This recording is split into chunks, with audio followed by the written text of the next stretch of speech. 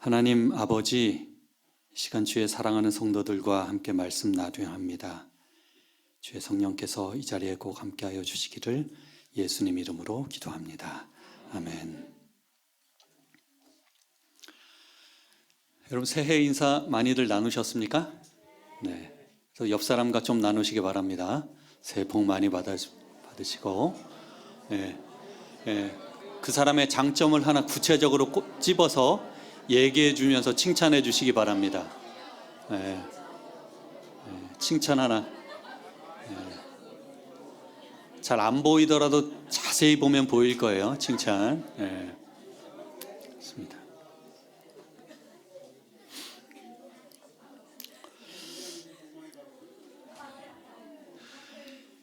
우리는 연말 연시가 되면 송구영신이란 말을 자주 듣고 사용합니다.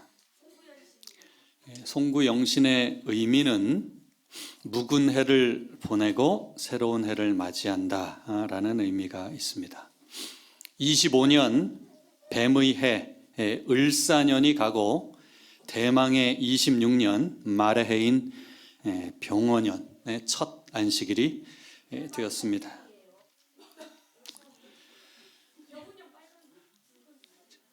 어지간하면 쟤한테 반응 안 하려고 그래요. 말리면 안 돼, 예준이한테. 다사다난했던 25년을 보낸 여러분의 마음 어떠셨습니까?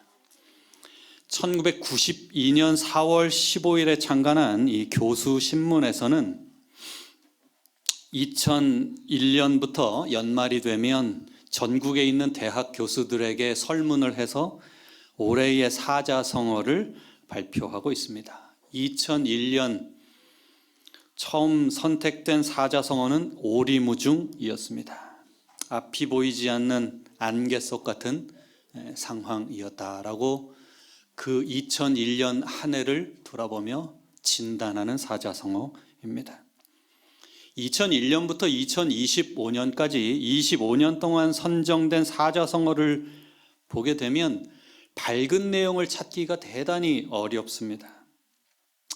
이 올해의 사자성어 성격상 그 해의 한 해를 결산하면서 사회의 어두운 면을 짚어보고 문제점이 무엇인지 꼬집는 성격이 강해서 희망적이기보다는 좀 어두운 내용이 참 많습니다. 그래서 25년간의 대부분 사자성어들이 갈등, 부패, 혼란 이에 대한 비판하는 내용이 많습니다. 25년 작년의 사자성어는 변동불거였습니다. 변화는 끊임없이 일어나며 멈추지 않는다. 이 용어가 선택된 배경으로 25년은 정치 사회적으로 대단히 격동하는 한 해였습니다. 대통령이 탄핵되었고요. 계엄령 논란과 그래서 이로 인하여 정권이 교체되고 정치적 사회적으로 갈등이 있었고 세계적인 경제, 그 다음에 AI 기술의 변화들 이런 모든 것으로 살펴볼 때에 불확실성 속의 격변이 지속되는 시기라는 평가에 의하여 이 사자성어가 선택되었습니다. 교수들은 작년 한 해를 진단하기를 한국 사회가 거센 변동의 소용돌이 속에 있다라고 진단하면서 변화를 받아들이고 지속 가능한 방향을 고민해야 한다는 그런 메시지를 담았습니다. 24년의 사자성어는 도량발호였습니다. 그 의미는 제멋대로 힘과 권력을 부리며 날뛰다라는 의미입니다. 권력자들의 무분별한 행동과 권력 남용을 비판한 것입니다. 권력을 가진 사람이 자기의 팀, 자기의 패거리만 챙기고 그렇게 함부로 그의 권력을 남용하는 모습을 꼬집은 것입니다. 23년의 사자성어는 견리망의였습니다. 그 의미는 이익을 보면 의를 잇는다. 23년에 선정된 이 견리망의는 이 논어의 내용인데요. 눈앞의 이익을 보면 도리와 의를 잊어버린다.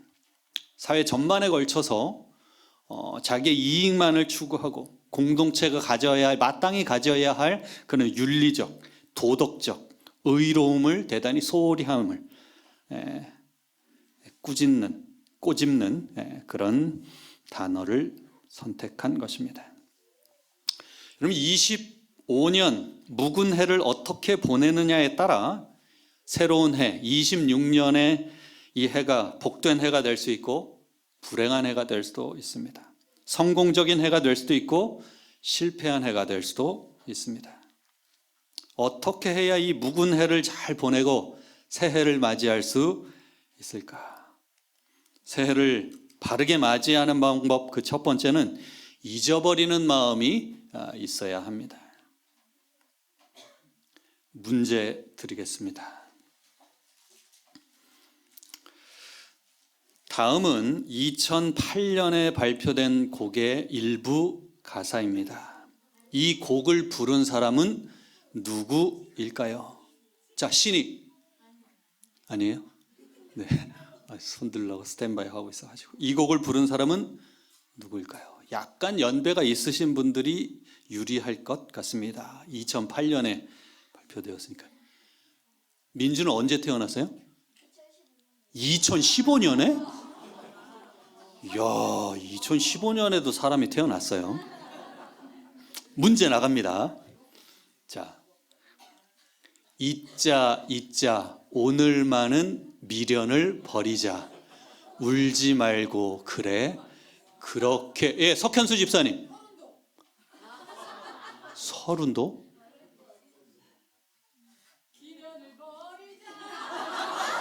자, 누가 저번 막아주세요, 잎을. 예, 서른도 정답입니다. 자, 제목은 뭐예요, 혹시 집사님? 제목은 미련을 버리자. 다 함께 차차차. 예, 이분들이 이걸 안다고 해서 굉장히 세속적이거나 이런 거 아니에요. 그냥 사회에 조금 더 관심이 많은 것입니다. 예, 여러분 이 가사처럼 여러분 우리가 잊어야 합니다. 옛날 어떤 사람이 이 어두운 달밤에 이 술이 거나게 취한 상태로 배를 타고 이 강 건너에 있는 자기 집을 가기 위하여 배를 타고 힘껏 노를 저었습니다. 꽤 몇 시간 동안 노를 저었고 이제 어느 정도 동틀 때쯤 되었는데 이제 술이 어느 정도 깨고 봤더니 배가 계속 그 자리에 있는 것입니다. 배 떠나기 전에, 노젓기 전에 육지에 묶어놓은 밧줄을 풀고 출발을 했어야 되는데 술도 취했겠다, 기분도 좋겠다 해가지고 선행되어야 할 거 하지 않고 묶인 채로 밤새도록 노를 저었더니 그 자리에 그냥 있었습니다.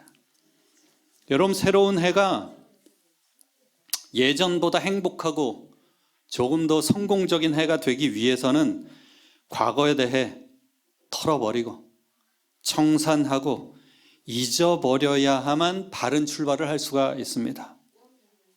억울했던 일, 속상했던 일, 손해봤던 일, 수치스러웠던 일, 슬펐던 일 그대로 가지고 새해를 맞이하지 말고 깨끗이 털어버리고 잊고 잊어버려야만 새로운 해가 복된 해, 성공적인 해가 될 수가 있습니다.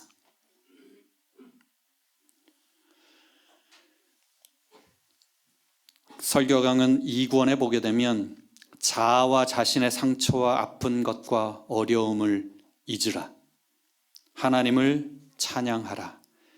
그리하면 그분은 그대를 받아주실 것이다. 왜냐하면 그분은 살아계시고 또한 그대도 살 것이기 때문이다.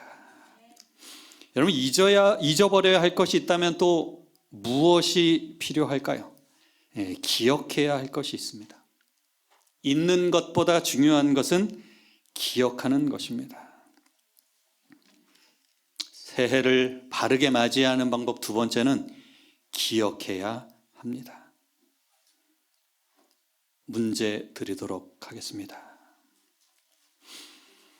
성경에 기억하라는 말이 29번 기록되어 있는데요. 성경 66권 가운데에 가장 기억하라라고 하는 말이 많이 기록된 책은 무엇일까요? 보기가 있습니다. 창세기, 출애굽기, 레위기, 민수기, 신명기, 여호수아, 사사기, 시편. 그래도 66개 아닌 게 어디예요? 시편, 잠언, 호세아, 민제, 2번 출애굽기. 누구의 도움을 받았나요? 도움을 안 받았어요? 그래요? 아닙니다.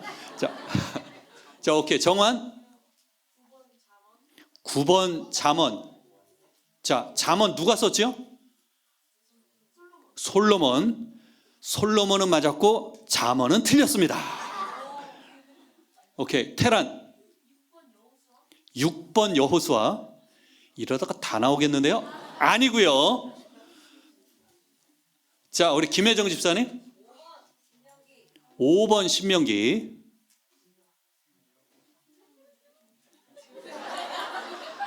뭐 제발요는 뭐 제가 이렇게 할 수 있는 영역이 아니고 신명기 정답입니다. 신명기. 아니 왜 이렇게 슬퍼하는 거야? 우리 다 그리스도 안에서 한 형제잖아요. 그렇죠? 우리 가족이 받은 거예요. 그래요. 성경 29회 기억하라는 말이 나오는데 그중에 10번이 신명기에 나옵니다. 이 신명기는 히브리어 성경에서 흔히 기억의 책, 언약을 기억하게 하는 설교집, 이런 애칭이 있습니다. 왜 이렇게 의도적으로 반복하여 기억하라는 표현이 신명기에 그렇게 많이 등장할까? 그 이유는 분명합니다. 신명기는 출애굽 1세대가 거의 다 죽은 후에 가나안에 들어가기 직전에 모세조차도 가나안 땅에 들어가지 못할 상황이 되었을 그때 모세가 새로운 다음 세대에게 남긴 고별 설교이기 때문입니다. 그래서 신명기에서 기억하라라고 이야기할 때는 이 단순한 그냥 과거에 대한 회상이 아니라 신앙을 유지하기 위한 영적 명령입니다. 그 다음 세대를 바라보았을 때에 너무 불안정하고 불안해 보이는 것입니다. 신명기의 기억은 과거 회상이나 감정적 추억을 되뇌이기 위해서가 아니라 현재의 그 순종과 미래의 신앙을 지키는 도구가 되기 때문에 그 세대들에게 강권하여 이야기합니다. 하나님께서는 이 당신의 백성이 타락할 때마다 먼저 왜 잊었느냐 이것이 아니라 기억하라라고 말씀하십니다. 신명기는 믿음의 실패는 불순종 이전에 망각에서 시작된다고 말합니다. 그래서 성경에서 기억하라는 명령이 가장 많이 기록된 책 신명기일 수밖에 없는 그 이유는 하나님께서 새로운 땅에 들어가기 전에 먼저 마음을 지키라고 모세를 통하여 명령을 하신 것입니다. 그 내용을 살펴보면 너는 기억하라. 내가 애굽 땅에서 종이 되었더니 너희 하나님 여호와가 강한 손과 편팔로 너를 거기서 인도하여 내어나니 이적과 기사와 강한 손과 편팔을 기억하라. 이 40년 동안에 너로 광야의 길을 걷게 하신 것을 기억하라. 8장 18절에 내 하나님 여호와를 기억하라. 그가 내게 재물 얻을 능을 주셨습니다. 9장 7절 너는 광야에서 내 하나님 여호와를 경록해 하던 일을 잊지 말고 기억하라. 여러분은 과거에 하나님께서 인도하신 것 무엇을 기억하시며 살아가고 있습니까? 너는 애굽 땅에서 종되었던 것과 내 하나님 여호와께서 너를 속하였음을 기억하라. 이 과거에 애굽에서 종되었던 것, 그 다음에 가나안 땅에 들어가기 직전까지 40년 동안 인도하신 그 하나님의 행적을 누누이 계속해서 이야기하면서 기억하라라고 이야기를 하고 있습니다. 기억하라, 기억하라, 기억하라. 옛날을 기억하라. 여러분, 이 기억하라는 말은 히브리어로 자카르라고 하는데요. 기억하다, 상기하다, 생각해내다 이런 뜻입니다. 그건 조금 더 강화되는 깊이 있는 뜻이 있는데요. 어떤 내적 활동입니다. 기억, 주의 집중 같은 완전한 내적 활동입니다. 이것은 우리가 흔히 기억할 때에 이루어지는 기본적인 우리 머리의 두뇌에서 이루어지는 행동입니다. 두 번째는 이 기억하다라고 할 때 이 자카르는 적절한 외적 행동을 수반하는 내적 정신 활동입니다. 그러니까 기억하는 것에 머리로 그치는 것이 아니고 실제적인 행동의 변화나 이 외적으로 드러나는 것까지 나타나는 것입니다. 만약에 부모에 대하여 생각을 한다고 할 때 이 부모에 대해서 그냥 생각하고 참 좋으신 분이지, 그분이 나에게 많은 사랑을 베풀어 주셨지, 나를 이만큼 자라나게 해 주셨지, 여기에 멈추는 것이 아니라 무엇으로 나타날까요? 효도하는 걸로, 문안 인사하는 걸로 이렇게 나타나는 것입니다. 행동의 변화까지 이르러 오는 거예요. 세 번째는 들을 수 있게 말하는 것까지, 입으로 시인하며 고백하는 것까지 나타나는 것이 기억하다가 내포하고 있는 그런 의미입니다. 들을 수 있게 말하는 것. 여러분, 말할 때는 사실 가장 먼저 누구 귀에 들립니까? 내 귀에 들려요. 그리고서 이걸 또 누가 듣습니까? 내 주변에 있는 사람이 듣습니다. 나의 목소리가 들리는 그 범주 안에서 다 듣는 것. 이것까지가 기억에 포함되는 것입니다.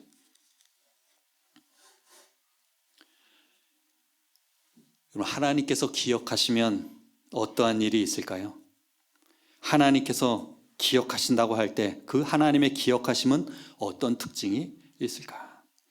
여러분, 하나님께서 기억하시면 당신의 사랑하는 백성을 구원하십니다. 출애굽기 2장 24절로 25절 함께 읽어보겠습니까? 하나님이 시작.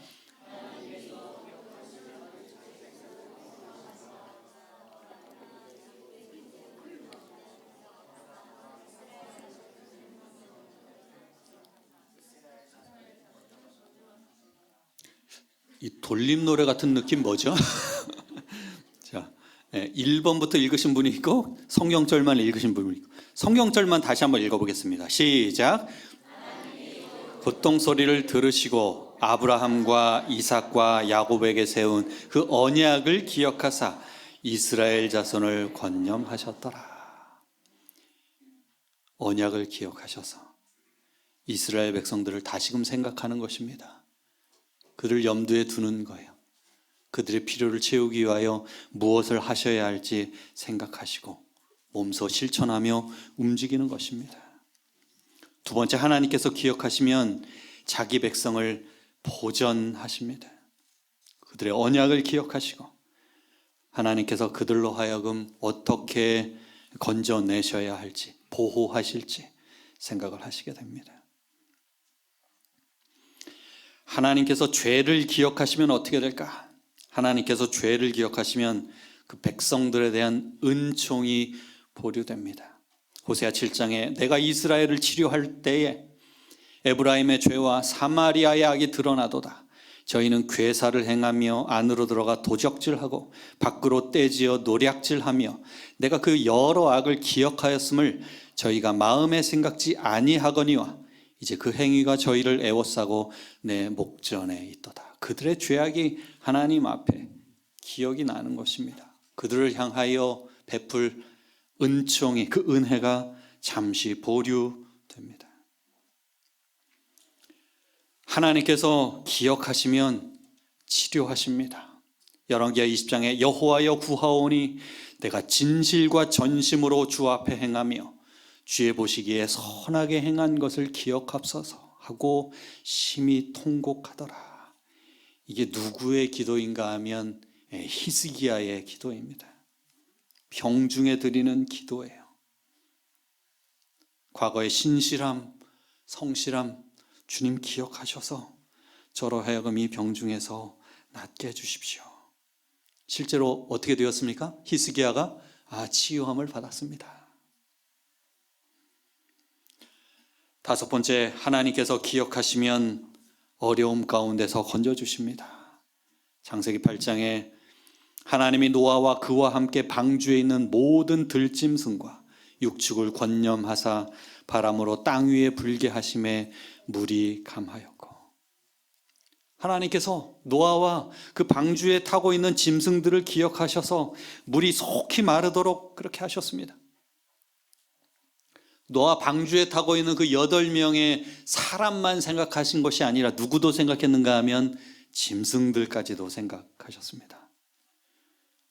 사람을 기억하실 뿐 아니라 동물들의 안위까지도 살피시는 그런 하나님. 동물을 사랑하시는 것도 바로 하나님의 정신입니다. 그리고 하나님의 기억하심의 특징은 여섯 번째, 개인적으로 기억하신다는 사실입니다. 시대의 소망 479페이지에 각 영혼은 마치 그가 구세주께서 우리를 위하여 죽으신 유일의 사람인 것처럼 예수에게 잘 알려져 있다. 각 사람의 고민은 예수의 마음을 아프게 한다. 이 세상 목자들이 자기 양을 아는 것처럼 거룩한 목자도 온 세상에 흩어져 있는 그의 양무리를 아신다. 예수께서는 우리를 개인적으로 아시며 우리의 연약함을 동정하신다. 그는 우리 모두 이름대로 아신다. 그는 우리가 살고 있는 집과 각 거주지의 이름을 아신다. 너무나 개인적이에요. 그렇게 아시고 기억하시고 돕기 위하여 애쓰는 것입니다.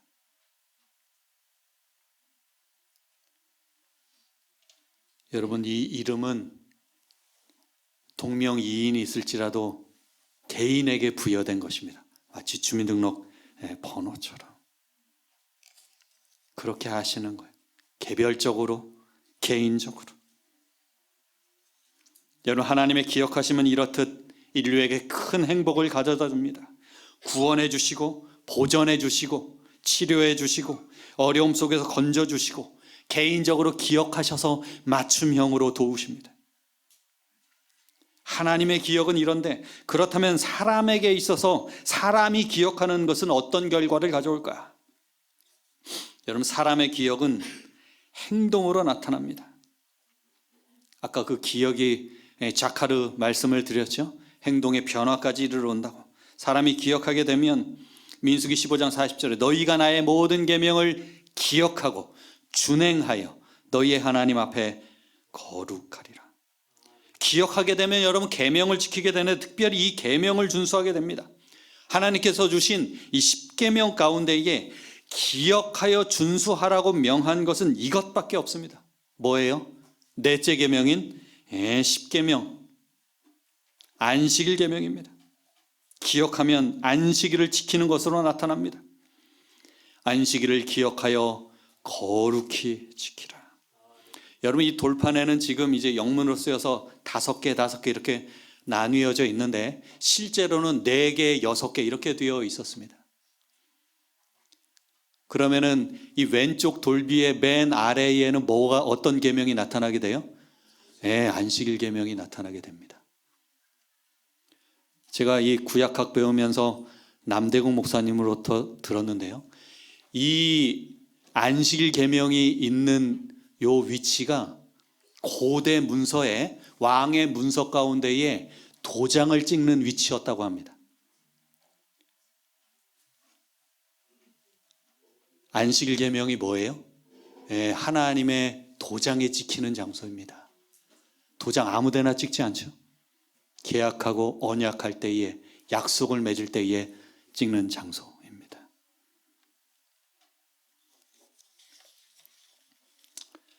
너는 나 외에는 다른 신들을 내게 있게 말라 부터 시작해서 내 이웃의 소유를 탐내지 말라고. 네, 여러분, 10계명 중에서 이 넷째 계명, 안식일 계명만 유일하게 기억하라는 말로 시작되는 유일한 계명입니다. 하나님께서는 이 안식일을 주실 때에 그 가치를 아셨습니다. 또한 왜 기억하라고 했는가 하면 많은 사람에 의하여 이 안식일이 무시당할 것도 아셨습니다. 하나님께서는 이 사탄이 가능한 한 모든 수단을 동원해서 사람들로 하여금 안식일을 잊게 할 것을 아셨습니다. 그리고 이 안식일의 중요성을, 그 의미를 훼손하고 이날이건 저날이건 어떻겠느냐, 그런 마음으로 그냥 한날 예배일 정해서 대부분의 사람들이 그렇게 예배 드릴 것을 아셨습니다.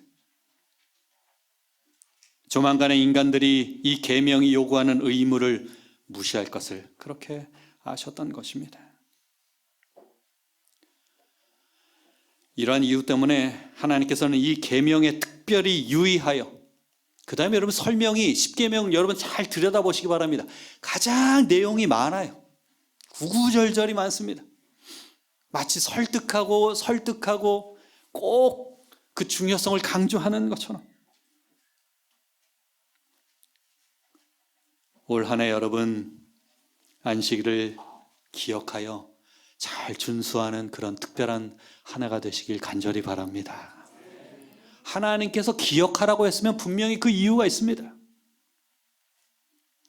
기본교리 28, 75페이지에 보면 안식일, 창조의 기념물.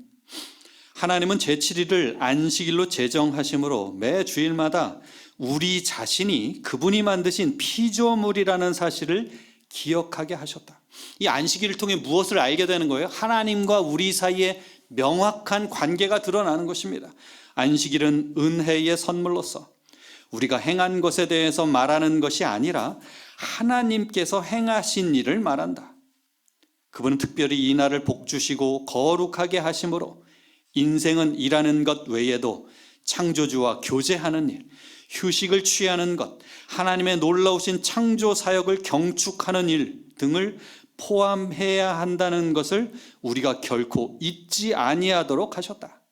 그 중요성을 강조하기 위해 창조주께서는 당신의 창조적 능력을 거룩하게 기념하는 날인 안식일을 창조의 영원한 표징과 상징으로서 기억하라는 명령을 도덕률의 중심에 위치시키셨다. 그래서 여러분, 이 안식일을 우리에게 주신 분명한 목적과 창조주 하나님에 대하여 다시금 생각하고 마땅히 피조물로서 돌려드려야 할 영광, 이 안식일을 통하여 확실하게 하게 됨을 기억하시길 간절히 바랍니다. 여러분, 사람이 기억하게 되면 회개하게 됩니다. 에스겔 6장에 보게 되면 너희 중 피 한 자가 사로잡혀 이방인 중에 있어서 나를 기억하되 나로 근심케 한 것을 기억하고 스스로 한탄하리니. 시편 22편에도 땅의 모든 끝이 여호와를 기억하고 돌아오며 회개를 타는 말입니다. 여러분, 우리가 하나님에 대하여 기억한다고 하면 구체적으로 하나님의 무엇을 기억해야 할까요? 우리가 기억해야 할 하나님의 속성은 무엇일까요? 첫 번째는 능력 있는 구원자 하나님을 기억해야 합니다. 아까 읽었던 기억하라 이 말 가운데 신명기 7장에 내 하나님 여호와께서 너를 인도하여 내실 때에 내가 목도한 큰 시험과 이적과 기사와 강한 손과 편팔을 기억하라. 여러분, 우리가 믿는 하나님은 굉장히 능력 있으신 분입니다. 우리가 이 사실을 믿고 확신하게 될 때에 우리가 바라보는 사물들은 분명히 달라질 것입니다. 우리가 마주하게 되는 그런 상황 가운데서 우리는 분명히 다른 선택을 하게 될 것입니다. 우리 교과에서도 살펴보았죠. 사도 바울은 다른 세상에 있는 것처럼 말을 합니다. 가택연금 상태에서 착고에 채워져 있었음에도 불구하고 그의 자유가 제한된 상태에 있었음에도 불구하고 그는 기뻐하라고 이야기합니다. 감사에 대해서 이야기해요. 가장 절망적인 상황에 놓여 있음에도 불구하고 다른 이야기를 하는 것입니다. 능력의 하나님을 그가 경험했기 때문입니다. 두 번째, 우리가 기억해야 할 하나님의 속성은 나를 결코 잊지 아니하는 하나님을 기억해야 합니다. 이사야 49장에 여인이 어찌 그 젖 먹는 자식을 잊겠으며 자기 태에서 난 아들을 긍휼히 여기지 않겠느냐. 그들은 혹시 잊을지라도, 잊지 않을 것이지만, 잊기 어렵지만 혹시 잊을지라도 나는 너를 잊지 아니할 것이라. 이 하나님에 대하여 여러분 기억해야 하는 것입니다. 나를 결코 잊지 아니하신 하나님을 기억하는 것. 같은 책 이사야 44장에 보게 되면 야곱아 이스라엘아 이를 기억하라. 너는 내 종이니라. 내가 너를 지었으니 너는 내 종이니라. 이스라엘아 너는 나의 이름이 되지 아니하리라. 이 한글 킹 제임스 성경에는 이렇게 번역했습니다. 야곱아 이런 일들을 마음에 새겨두어라. 이스라엘아 너는 나의 종임을 잊지 말아라. 너는 내가 빚어 만든 나의 종이다. 더 직접적으로 다가오죠.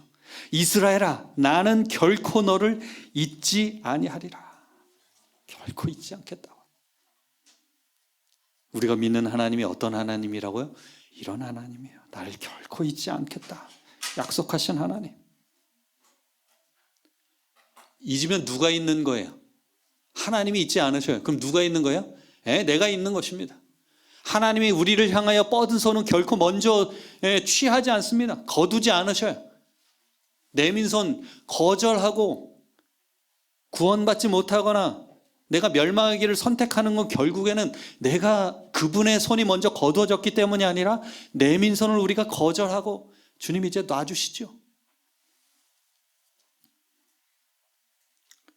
세 번째 우리가 기억해야 할 것은 살아계신 예수 그리스도를 기억해야 합니다. 디모데후서 2장에 내가 전한 복음대로 다윗의 씨로 죽은 자 가운데서 다시 살아나신 예수 그리스도를 기억하라. 능력 있는 구원자 하나님을 여러분 기억하시고 나를 결코 잊지 아니하는 하나님을 기억하시고 살아계신 예수 그리스도를 기억하시게 되길 간절히 바랍니다. 마지막 문제입니다. 나는 누구일까요? 어렵지 않습니다. 이 문제는.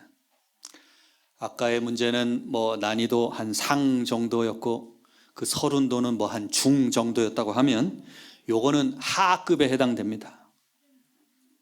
나는 누구일까요? 나는 형제가 많습니다. 김지희 집사님? 질문인가요? 요셉? 어떻게 해야 돼요? 우리가 뭐라 그러지? 중국어에 있는 거 성조가 있지는 않잖아요. 그렇죠? 어떻게 해야죠? 다 얘기를? 요셉 이렇게 내려야겠죠? 요셉. 정답입니다. 아버지의 총애로 화려한 옷을 입고 자랐습니다.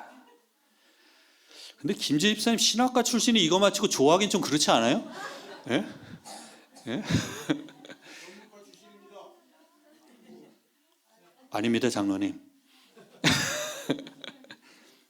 예, 그다음에 가장 낮은 자리부터 가장 높은 지위까지 경험했다. 요셉이었습니다. 요셉은 야곱의 12아들 가운데의 11번째 아들로 태어나서 정말 아버지의 사랑을 독차지했습니다. 아주 곱게 자랐죠. 구김없이 자랐습니다. 그러다가 형들의 질투로 인하여 애굽으로 노예 팔려가게 됩니다.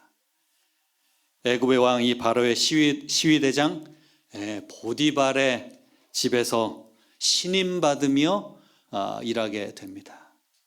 그러다가 보디발의 아내의 모함으로 인해 옥에 갇히고 죄수로 살다가 하나님께서 이 바로왕에게 주신 그 특별한 꿈을 꾸게 하시고 그 꿈을 요셉으로 하여금 해석하게 해주시면서 당대 최고의 강대국 애굽의 총리가 되고 거기서 결혼까지 하게 됩니다. 그러고 나서 첫 아들을 낳았습니다. 얼마나 기뻤겠습니까? 천신만고 끝에 얻은 그 첫째 아들의 이름을 므낫세라고 짓습니다. 요셉이 그 장자의 이름을 므낫세라 하였으니 하나님이 나로 나의 모든 고난과 나의 아비의 온 집 일을 잊어버리게 하셨다 하며 이 므낫세의 뜻은 잊어버리게 하셨다라는 것입니다. 그의 삶에 그렇게 우여곡절이 많고 파란만장한 삶을 살아왔던 그 험난한 세월을 겪었던 요셉으로 하여금 그 지나온 세월을 잊게 하실 만큼 하나님께서 축복을 주시고 넘치도록 은혜를 주셨다는 사실입니다. 여러분, 지난날의 시간 속에 우리와 함께 하신 하나님께서 이전 일을 잊게 하실 만큼 26년 한 해 동안 놀라운 일들을 이루실 것을 확신하시게 되기를 간절히 바랍니다. 여전히 불투명한 미래지만 우리의 믿음의 선배인 화이트 부인은 하나만 잊지 않고 기억하면 두려워할 것이 없다라고 우리에게 권면합니다. 우리는 주님께서 우리를 인도해 오신 길과 우리의 과거 역사를 통하여 주신 그분의 가르침을 잊어버리는 것 외에는 미래를 위하여 두려워할 것이 전혀 없다. 우리 함께 한 목소리를 읽어보겠습니다. 시작. 우리는 주님께서 우리를 인도해 오신 길과 우리의 과거 역사를 통하여 주신 그분의 가르침을 잊어버리는 것 외에는 미래를 위하여 두려워할 것이 전혀 없다. 아멘. 지금까지 우리의 걸음걸음마다 함께 하신 그분의 인도를 결단코 잊지 않고 또렷이 기억하심으로 26년 하나님께서 베푸실 그 큰 은혜를 마음껏 누리며 경험하는 사랑하는 모든 성도들 되시길 간절히 바라며 말씀을 마치겠습니다. 기도하겠습니다. 하나님 아버지, 26년의 첫 안식일을 이렇게 기쁘게 맞이하게 하셨으니 그 은혜를 인하여 감사합니다. 과거에 우리의 행적을 되돌아볼 때에 그 걸음이 때로는 흔들렸고 마음이 낙심될 때도 있었지만 그 모든 순간순간마다 그 가운데 하나님께서 단 한 번도 우리를 잊지 않으시고 지켜주셔서 감사합니다. 주님, 지난날의 상처와 실패, 억울함과 후회는 주님의 손에 맡기고 내려놓고 잊게 하여 주시옵소서. 우리를 구원하시고 보호하시고 여기까지 인도하신 하나님의 은혜와 그 말씀은 결코 잊지 않게 하여 주시옵소서. 기억함으로 순종하게 하시고 기억함으로 안식일을 거룩히 여기며 지키는 성도들 되게 하시고 기억함으로 불투명한 미래 앞에서도 두려워하지 않는 강인한 믿음 소유하게 하여 주시옵소서. 26년 한 해 동안 우리를 결단코 잊지 않으시는 예수님을 바라보며 감사하며 신뢰하며 그렇게 걸어가는 믿음의 자녀, 신뢰의 자녀 되게 하옵시기를 지금도 여전히 살아계신 예수님 이름으로 간절히 기도드리옵나이다. 아멘.